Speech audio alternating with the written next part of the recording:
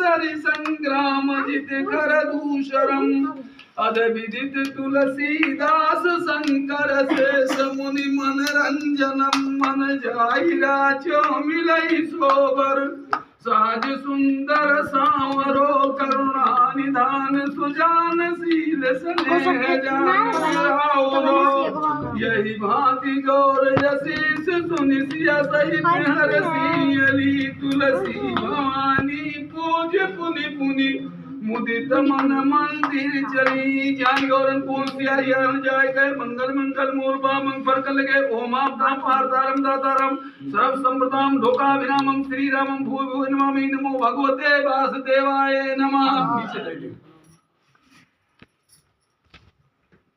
बैठ जाओ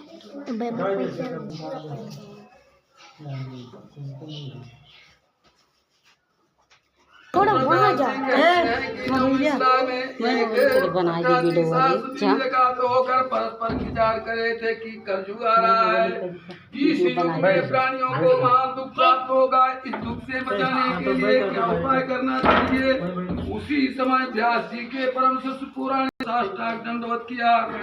अतिथि देखी उठ के मिले भरी उरी अगम सप्रेम चंचल साध प्रवीण थे या सुकरम आवत ही हर से नहीं सने तुलसी तहाँ न जाइए कंचन बरसत ने या देखत पुकार के कल देकान होम दान गज दान ते बड़ो दान सन्मान।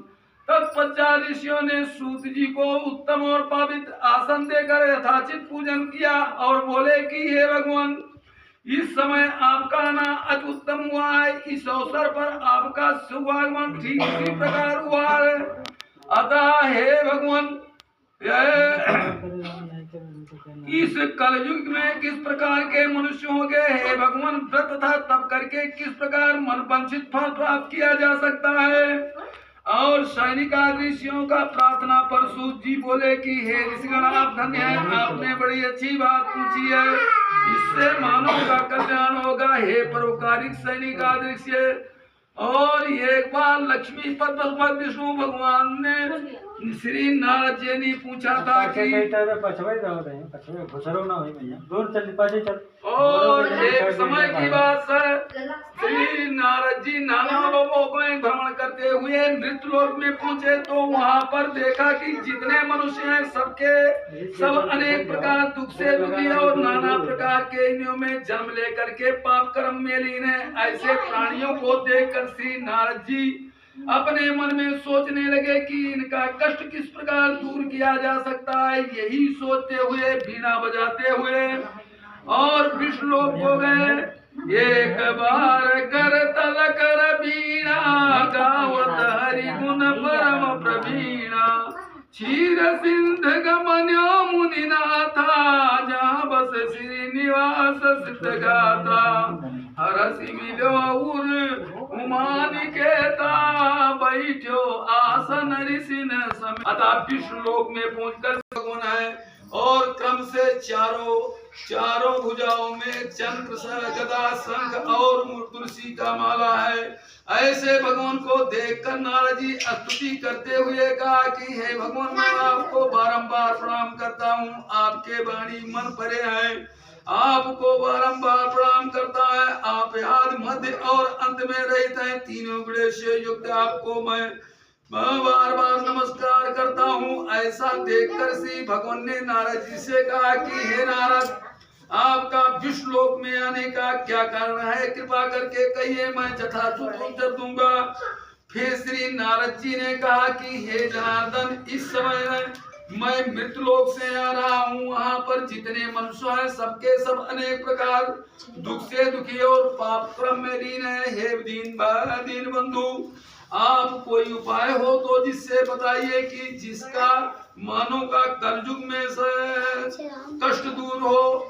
ऐसा सुन करके श्री भगवान ने कहा कि हे नारद, बड़ी अच्छी बात पूछी है, इससे मानव का कल्याण होगा। एक छोटा सा उपाय कह रहा हूँ, सुनो।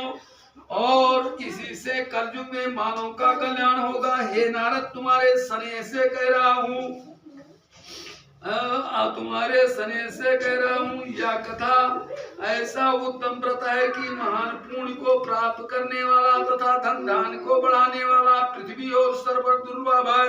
यह व्रत श्री सत्यनारायण विष्णु भगवान का पूजन है। जो मनुष्य करेगा दुख से छूटकर सुख को प्राप्त करेगा। तथा श्री नारद जी ने कहा कि हे भगवान, इस बल का व्रत का क्या विध है, कब और क्या विध है, कब करना चाहिए और पहले किसने किया है, आप विस्तार पूर्वक कहने की कृपा कीजिए।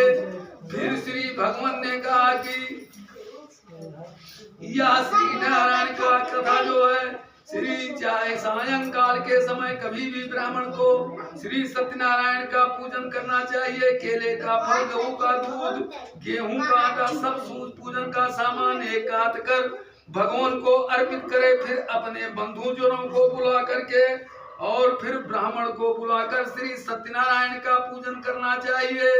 और श्री पूजन करने के बाद ब्राह्मण को बहुत सा दान देना चाहिए और अपने संबंधियों को भोजन करावे। और जब वह जाने लगे तो श्री सत्यनारायण का नाम स्मरण करते हुए जाए।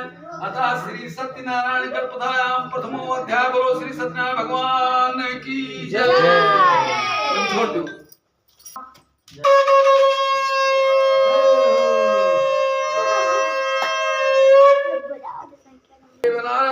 व्रत काल का भी सुंदर काशीपुर में एक निर्धन ब्राह्मण सदानंद हुए। वह इस प्रकार कंगाल ब्राह्मण थे कि भूख से पीड़ित होकर भिक्षा के लिए भ्रमण किया करते हैं। ऐसा देखकर भगवान को दया आई। ब्राह्मण का रूप धारण करके और उस ब्राह्मण के पास जाकर कहा कि हे ब्राह्मण देवता, आप दिन भर भिक्षा के लिए क्यों घूमा करते हो। फिर ब्राह्मण देवता ने कहा कि हे भगवान, मैं एक दारिद्र ब्राह्मण हूँ, भिक्षा के लिए दिन भर घूमा करता हूँ। हे प्रभु, कोई उपाय हो तो बताइए जिससे मांगने से मुक्ति मिले और दारिद्रता दूर हो। ऐसा सुन करके श्री भगवान ने कहा कि हे ब्राह्मण देवता, आप मेरी बात मान करके श्री सत्यनारायण का पूजन करो। कलयुग में वही सनातन सुख देने वाले हैं। ब्राह्मण रूपी भगवान तो सब व्रत का विधान बता करके अंतर ध्यान हो गए। ब्राह्मण देवता अपने मन में सोचने लगे कि भगवान ने तो बहुत सा विध बताया, मैं किस प्रकार कर सकूंगा, क्योंकि दिन भर भिक्षा मांगने से कुटुंब का पेट ही नहीं भरता।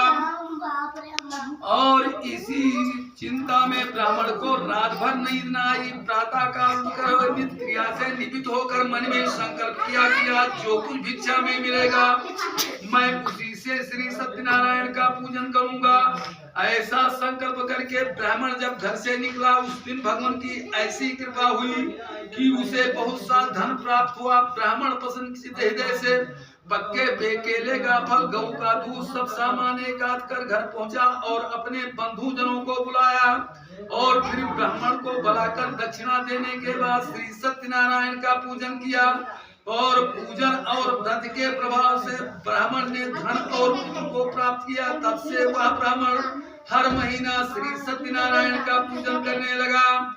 श्री सूत जी महाराज कहते हैं कि हे ऋषियों, अब ब्राह्मण की कथा तो कह चुका हूँ, और क्या सुनना चाहते हो। तो श्री ऋषियों ने कहा कि हे भगवान, उस ब्राह्मण से जिसने कथा को सुना है आप कृपा करके कहिए, मैं सुनना चाहता हूँ।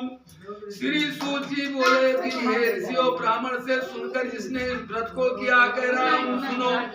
और एक दिन एक लकड़हारा लकड़ी का बोझ है, वही ब्राह्मण पूजा के लिए उदित हुआ। उस दिन एक लकड़ी का बेचने वाला लकड़हारा लकड़ी का बोझ लेकर उस स्थान पे पहुंचा और देखा कि भीतर श्री सत्यनारायण का पूजन हो रहा है।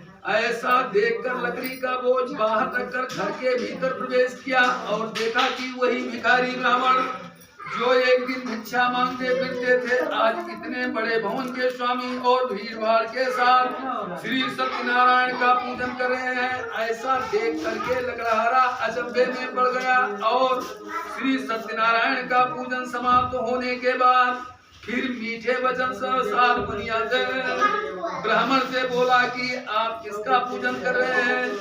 फिर वह ब्राह्मण बोला, या जो मेरा धन धान देख रहे हो या श्री सत्यनारायण के कृपा का ही प्रसाद है। फिर लकड़हारा प्रसन्न हुआ, प्रसाद का जल पी करके अपना बोझ ले करके वह तो निकल गया और मन में संकल्प किया गया, जो कुछ भिक्षा में लकड़ी बेचने में मिलेगा मैं उसी से श्री सत्यनारायण का पूजन करूंगा। ऐसा संकल्प करके लकड़हारा उस स्थान पे पहुंचा जहाँ पर धनी लोग रहते थे। जाते ही लकड़ी का धुआंधार मिल गया। लकड़हारा प्रसन्न चित्त से पक्के केले का फल, गऊ का दूध, सब सामान एक आध कर घर पहुंचा और ब्राह्मण को बुलाकर अपने बंधुजनों को बुलाकर श्री सत्यनारायण का पूजन किया।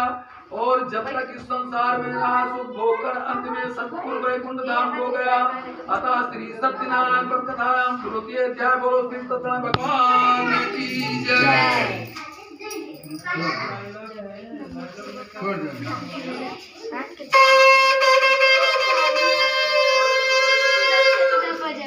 हमसे नहीं तो संपादन भाई सैनिक ऋषियों से कहा, हे मुनीश्वरों, ब्राह्मण और लकड़हारे की कथा कह चुका हूँ और इस पद को जिसने कहता हूँ कि यह है सुनो। पश्चिम समय में उल्का मुख नाम का राजा था। राजा जितेंद्रिय सत्यवादी प्रतिदिन देव मंदिर में जाकर ब्राह्मण को इतना दान देता था कि ब्राह्मण संतुष्ट हो जाते थे। उल्का मुख राजा की पत्नी कमल के मुख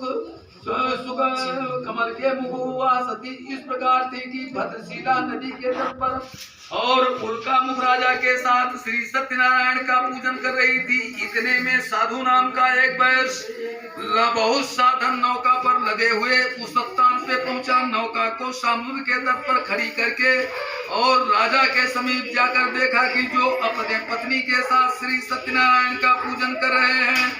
ऐसा देखकर साधवनिया ने कहा कि हे राज, किसका पूजन कर रहे हैं? आप कृपा करके कहिए, मैं सुनना चाहता हूँ। फिर राजा ने कहा कि उल्का मुख राजा ने कहा कि हे साधवनिया, मेरे पास राज संपदा सब कुछ है, पुत्र नहीं, पुत्र की इच्छा के लिए मैं श्री सत्यनारायण का पूजन कर रहा हूँ। इस व्रत के परताप से वंश ही न सुध पाए और निर्धन धन पावे, सदा रंग राव होई जाए। इस प्रकार राजा की बात सुन करके साधवनिया ने कहा कि हे राजन, आप इस व्रत का विधि विधान से कृपा करके कहिए, मैं भी करूंगा, क्योंकि मेरे पास भी कोई संतान नहीं है। ऐसा सुनकर निश्चय करूंगा। इतना सुन करके साधवनिया ने राजा ने सब विधि विधान से साधवनिया को सुना दिया। श्री सत्यनारायण पूजा समाप्त हो जाने के बाद प्रसाद खाकर साधवनिया तो व्यापार को गया। शाम को घर पहुंचा तो अपनी स्त्री से कहा कि हे प्रिय, पुत्र देने वाला व्रत उल्का मुख राजा के मुख से सुन के आया हूँ, मैं अवश्य करूंगा। साध की भार्या लीलावती ने कहा, लीलावती ने कहा, हे स्वामी, यह तो उत्तम विचार है, कल ही सुबह श्री सत्यनारायण का पूजन किया जाए। फिर साधवनिया ने कहा कि भी व्यर्थ का धन क्यों नष्ट करोगी, जब संतान होगा तो श्री सत्यनारायण का पूजन किया जाएगा। ऐसा सुनकर के स्वनिया ने जवाब दिया और सेवा गर्भवती हुई और 10 मास के पश्चात एक कन्या उत्पन्न हुई। कन्या के उद्देश्य थी वह दिनों दिन इस प्रकार बढ़ने लगी कि जैसे शुक्ल पक्ष कला बढ़ने से उसका नाम कलावती रखा गया। ये दशरथ ने कहा कि हे स्वामी, आपने सत्यनारायण का पूजन करने के लिए संकल्प किया था, वह क्या ना विचार करोगे?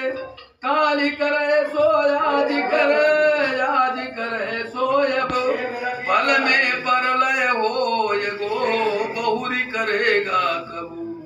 साधवनिया ने कहा, हे प्रिय, इस बच्ची के सहाय छठी व्रत इत्यादि में बहुत सा धन खर्च हो गया है, इसलिए इसके विवाह के समय श्री सत्यनारायण का पूजन करूंगा। ऐसा कह करके वह तो घूमने चला गया। इधर कलावती कला बढ़ती हुई अल्पकाल में अपने पिता के घर सयानी हुई। एक दिन साधवनिया अपने सहेलियों के साथ घूमती हुई कलावती कन्या को देखा और अपने मन में सोचा कि मेरी कन्या तो विवाह के योग हो गई है। और ऐसा सोचकर अपने दूतों से कहा कि मेरे कन्या के लिए सुंदर और श्रेष्ठ वर खोज करके लाओ। अपने स्वामी की आज्ञा पा करके दूत लोग कंचनपुर नगर गए। वहां जाकर एक वैश्यपुत्र को लाकर कहा कि हे स्वामी, यह लड़का अति उत्तम है। अपने दूतों की बात सुन करके साधवनिया ने उस वैश्यपुत्र के साथ अपने कन्या का विवाह विधि विधान से करवा दिया। लेकिन दुर्भाग्यवश साधवनिया विवाह के समय भी श्री सत्यनारायण का पूजन नहीं किया। इससे भगवान आरुष्ट हुए।